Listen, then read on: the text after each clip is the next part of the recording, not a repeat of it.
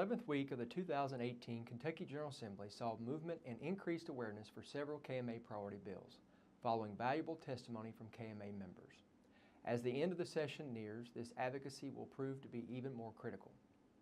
On Tuesday, KMA President-elect Dr. Bruce Scott testified before the Senate Banking and Insurance Committee regarding Senate Bill 143, which would revise the prior authorization process.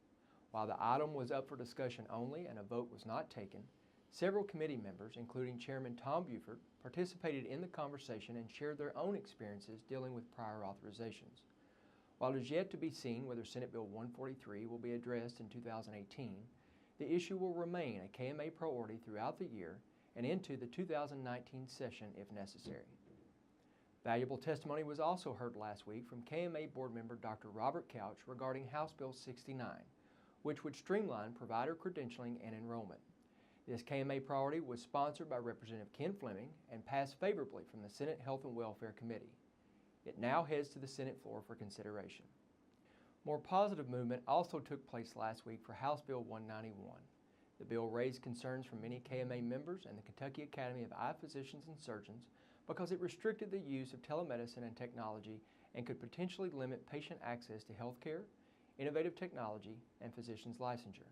Fortunately, Senate Floor Amendment 1, proposed by Senator Ralph Alvarado, passed on the Senate floor and greatly improved the legislation.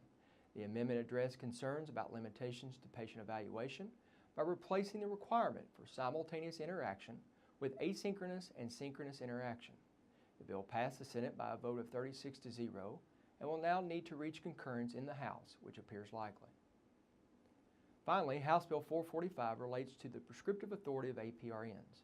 Specifically, it seeks to permit APRNs to enter into a collaborative agreement for prescriptive authority for controlled substances with another collaborating APRN instead of a physician, and permit APRNs to prescribe controlled substances without a collaborative agreement after 4 years.